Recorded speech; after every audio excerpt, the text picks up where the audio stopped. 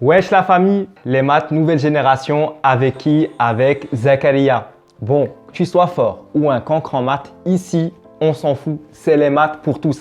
Dans cette vidéo, on va continuer la correction du sujet 0 avec un classique, l'exercice 3, qui est l'exode proba. Et comme à mon habitude, pas de baratin, que du concret. Je vais t'aider avec des explications concoctées à ma sauce. Et moi, je préfère être direct d'avance, je fais des maths, pas de la magie. Donc si tu veux réussir, il va falloir que tu mettes deux ingrédients. Le premier, je vais t'aider.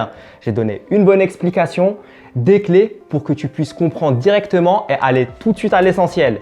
Et le deuxième, ça c'est 100% toi. Si tu veux des résultats, il va falloir que tu y mettes sérieusement du tien. D'ailleurs, il y a une punchline de ouf que j'avais entendue une fois sur le net et qui m'a grave plu. Je trouve qu'elle déchire et qu'elle résume tout. Quel que soit le domaine ou la discipline que tu vas évoquer, il n'existe pas de gens qui ont réussi sans travailler. Dans tous les domaines, que ce soit au boulot, dans les études, le sport, la vie personnelle, la réussite, c'est grâce au travail. Je peux te prendre des exemples. Cristiano Ronaldo ou le patron de Tesla, Elon Musk, ou même l'humoriste Haroun, tu peux être sûr à 100% que c'est des gens qui bossent. Alors, au boulot! On rigole bien. Donc pour cet exercice 3, on va lire l'énoncé ensemble et la première question. On te dit que tu as une compagnie d'assurance auto qui propose deux types de contrats. Le premier contrat, c'est un contrat tout risque. Dans le montant annuel, il est de 500 €. Et le deuxième contrat, qu'ils appellent contrat de base, le montant annuel, il est de 400 €. Et en consultant le fichier client de la compagnie, on recueille les données suivantes.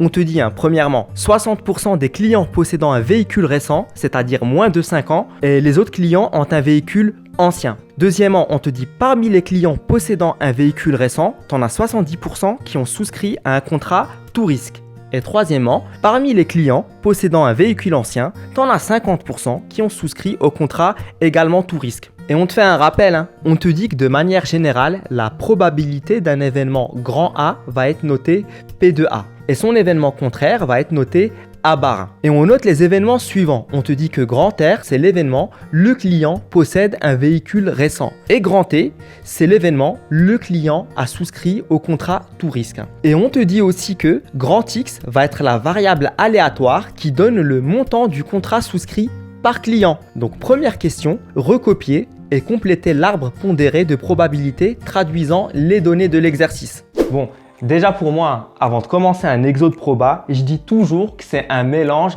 d'un exode maths avec un exode français. On vient de lire l'énoncé. T'as vu, il est assez long et il y a plein d'informations qui vont bien sûr nous être utiles pour résoudre les questions et va falloir trier parmi toutes ces informations. Par contre, ce qui est super bien avec les exodes proba au bac, c'est que c'est toujours structuré de la même manière. Donc là, dans cette question 1, on te demande de compléter l'arbre pondéré de probabilité. En gros, c'est de compléter ton arbre de proba comme tu as l'habitude de voir.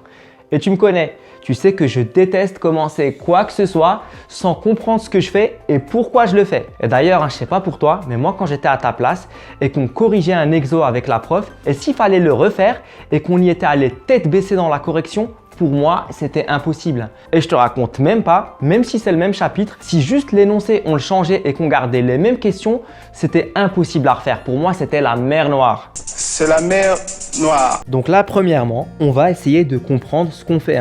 Et pour te résumer avec mes mots, un exode proba, c'est un exercice qui décrit une situation ou un événement quelconque et dont le résultat final, il va avoir plusieurs configurations possibles. Et en fait, on va vouloir savoir quelle est la probabilité de tomber sur telle ou telle configuration à la fin, ok? Et comme on n'a pas le cerveau d'Einstein et qu'il peut y avoir plein de configurations possibles dans un exo et qu'on n'est pas capable de se représenter tout dans la tête, en tout cas pour moi c'est le cas, et l'arbre de proba, ça va être un super moyen pour visualiser toutes les configurations possibles, sans oublier telle ou telle option. Et ce qui est bien, j'aime bien cet exo-là, c'est parce qu'il va te permettre de comprendre le cas général qui va te permettre de pouvoir résoudre tous les autres exercices de proba que tu vas trouver au bac. Et on va faire ça étape par étape.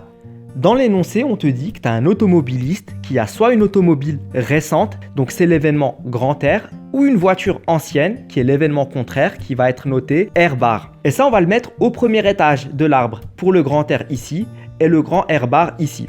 Maintenant, pour le deuxième étage de l'arbre, qui va correspondre au type d'assurance. Soit tu as une assurance tout risque, qui est l'événement grand T, soit elle n'est pas tout risque, l'événement contraire qui est noté grand T bar qu'on va mettre ici et ici, au niveau du deuxième étage. Donc maintenant, hein, entre chaque étage de l'arbre, tu as des branches. Hein. Pour les deux premières branches, celle-là et celle-là, qui sont au premier étage, c'est easy. Hein. La première branche, c'est la proba d'avoir une voiture récente, qu'on va noter P de grand R. Et dans l'énoncé, on te dit que c'est 60%. En gros, 60 divisé par 100. Et c'est égal à 0,6. Et bien sûr, hein, pour la deuxième branche qui correspond à une voiture qui n'est pas récente, qu'on va noter P de grand R bar, c'est 40%. En gros, c'est 1 moins P de R, c'est égal à 1 moins 0,6 et tu trouveras 0,4. Ou aussi, 40%, c'est 40 divisé par 100 et donc c'est égal à 0,4. Donc maintenant, pour les autres branches qui mènent au deuxième étage, celle-là est ici sur l'arbre, ok?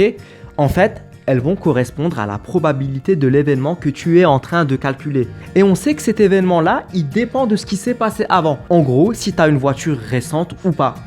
Donc pour faire simple, tu es d'accord que pour souscrire à une assurance, il te faut une voiture. Récente ou pas récente, ça on s'en fout. Et bien ici, la première branche, on te dit que c'est la probabilité de souscrire à une assurance tout risque T, sachant que tu as une voiture récente R. Et ça se note P de T, sachant R, comme ça. Et ici, comme on te dit que dans l'énoncé c'est 70%, la probabilité de P de T, sachant R, c'est égal à 0,7. Et on met la valeur à cette branche-là, ok?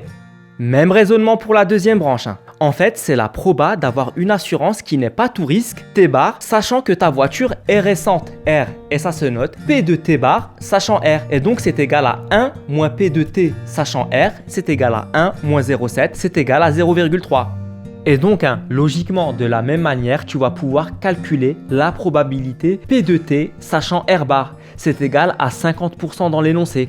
Donc, ça veut dire que c'est égal à 0,5. Et si tu veux, la dernière probabilité, P de T bar, sachant R bar, c'est égal à 1 moins 0,5, c'est égal à 0,5 aussi. Donc là, on vient de remplir déjà une grande partie de l'arbre de proba. Et on a bien avancé. Et maintenant, si on veut savoir la proba au bout de chaque chemin à la fin de l'arbre de probabilité, par exemple ce chemin-là tout en haut de l'arbre, qui correspond à la probabilité d'avoir à la fois une voiture neuve R et une assurance tout risque T. En fait, ça se note P de R inter T.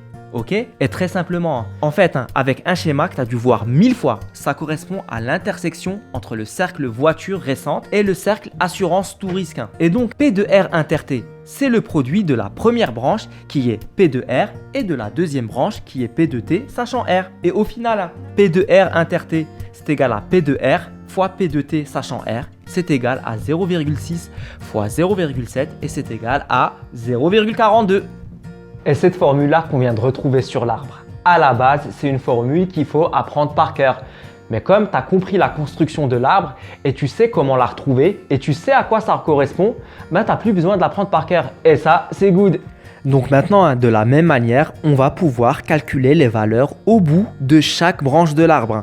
C'est-à-dire P de R inter T bar et c'est égal à 0,6 fois 0,3 et donc c'est égal à 0,18. On peut aussi calculer P de R bar inter T, c'est égal à 0,4 fois 0,5 et c'est égal à 0,2. Et la dernière, P de R bar inter T bar, c'est égal à 0,4 fois 0,5 et c'est égal à 0,2. Et si tu fais attention, la somme de toutes les valeurs du deuxième étage, ici, ben en fait ça vaut 1. Et ça c'est pratique, car ça va te permettre de vérifier si tu as juste ou pas. Et si c'est pas le cas, c'est que c'est pas normal, c'est que tu as dû te tromper à un moment et faire une erreur de calcul quelque part. Donc là, on a rempli toutes les données possibles dans l'arbre, ok? Et comme on a dit tout à l'heure, en essayant d'expliquer comment on construit l'arbre, eh ben en fait, on a déjà répondu à la question 1. Et ça, c'est bouclé. Maintenant, on va passer à la question 2. En fait, on te demande de calculer la probabilité qu'un client pris au hasard possède une voiture récente et a souscrit à une assurance tout risque. Donc en gros, on te demande de calculer P de R inter T. Comme tout à l'heure, on a rempli toutes les cases de l'arbre, on sait que ça correspond à cette zone-là de l'arbre. C'est cette valeur et elle vaut 0,6 fois 0,7, c'est égal à 0,42. Et là, c'est ce qu'on a calculé tout à l'heure. J'aime bien avec les exos de proba et un truc que je demande toujours à mes élèves en cours particulier, c'est qu'en fait, comme toi, je leur demande de lire l'énoncé. Et je leur demande de construire cet arbre de proba et de remplir un maximum les branches de l'arbre avec les données dans l'énoncé. Et ensuite, je leur fais lire les questions. Et là, en fait, ils se rendent compte qu'en essayant de construire l'arbre et de le comprendre, ils ont répondu à une grande majorité des questions de l'énoncé. Je sais, c'est peut-être un peu sadique de ma part, mais franchement, c'est pas une bonne surprise à la fin. Maintenant, on passe à la question 3. On te demande de montrer que P de T, c'est égal à 0,62. En gros, on te demande de calculer la probabilité d'avoir T. Ça veut dire la probabilité d'avoir une assurance tout risque. Que ton client, il ait une voiture ancienne ou non. Et en fait, ça sur ton arbre, c'est tous les chemins qui finissent par T. Ok? Donc, tu as ce premier chemin-là, ici, et le deuxième chemin, ici. Et au final, la probabilité d'avoir une assurance tout risque, donc P de T, c'est égal à P de R inter T plus P de R bar inter T. Et c'est égal à 0,42 plus 0,2. Et donc c'est égal à 0,62. Et voilà, c'est fini pour la question 3. Easy peasy. Pour la toute dernière question de l'exo, la 4, on te dit la variable aléatoire grand X ne prend que deux valeurs, petit a et petit b. Premièrement, déterminer ces deux valeurs. Ensuite, déterminer les probabilités P de grand X est égal à petit a et P de grand X est égal à petit b. Et pour finir, déterminer l'espérance grand X. Ici, dans cette question, on n'a plus besoin de l'arbre. Limite, j'ai envie de te dire que c'est une question en fait de compréhension de texte de français. Au moins pour la première partie. On revient au texte de l'énoncé, où on te dit que la variable aléatoire grand X, elle te donne le montant d'un contrat souscrit par un client. Or, dans l'énoncé, les deux seuls montants que tu as, c'est soit 500 € si tu as une assurance tout risque, ou 400 € si tu as une assurance qui n'est pas tout risque. En gros, ton petit A, il va valoir 500 et ton petit B, il va valoir 400. Ou inversement, ton petit A va valoir 400 ou ton petit B vaut 500. Ça ne change rien, c'est pareil. Et on le comprend facilement pour la suite de la question, où on te demande de calculer P de X égale à 500 et P de X égale à 400. Et donc tu vois bien que intervertir A et B, ça ne change rien. Donc pour P de X égale à 500, ça veut dire quelle est la probabilité que ton automobiliste paye 500 €. C'est-à-dire quelle est la probabilité qu'il ait une assurance tout risque. Et en gros, c'est de calculer P de T qu'on a déjà calculé avant dans la question 3. Et donc ton P de X c'est égal à 0,62. Maintenant, pour P de X égale à 400, c'est pareil. C'est la probabilité que ton automobiliste paye 400 €. C'est-à-dire qu'il prenne une assurance qui n'est pas tout risque. En gros, c'est l'événement contraire de P de T, donc P de T bar. Et là, tu as deux moyens de le calculer. Tu peux soit calculer comme on l'a fait dans la question 3, tu fais la somme des deux chemins de l'arbre qui mènent à T bar. Donc ce chemin-là et ce chemin-là. Et je te laisse revoir la question 3, c'est pareil. Soit deuxième solution, comme tu sais maintenant que pour chaque étage de l'arbre, la somme des valeurs fait 1, donc forcément, P de T bar, c'est égal à 1 moins P de T, c'est égal à 1 moins 0,62 et c'est égal à 0,38. Voilà. Maintenant, pour la toute dernière partie de la question. Pour calculer l'espérance grand X, en fait, on va mettre les deux résultats qu'on vient de trouver sous forme de tableau. Dans la première ligne du tableau, on va mettre la variable aléatoire grand X quand elle vaut soit 400, soit 500. Et la ligne d'en dessous, qui correspond à la probabilité P de grand X, quand c'est P de X égale à 400, elle vaut 0,38. Et quand c'est P de X égale à 500, ça vaut 0,62. Et donc au final, ton espérance qu'on note E de grand X, ça consiste à calculer une moyenne. On donne ici E de grand X, c'est égal à 400 fois 0,38 plus 500 fois 0,62 et c'est égal à 462. Et en gros, cette valeur-là, ça veut dire que l'assureur qui vend des assurances, en moyenne, chaque client, il va lui rapporter 462 €, qu'il ait une voiture ancienne, récente, qui prend tout risque ou pas tout risque.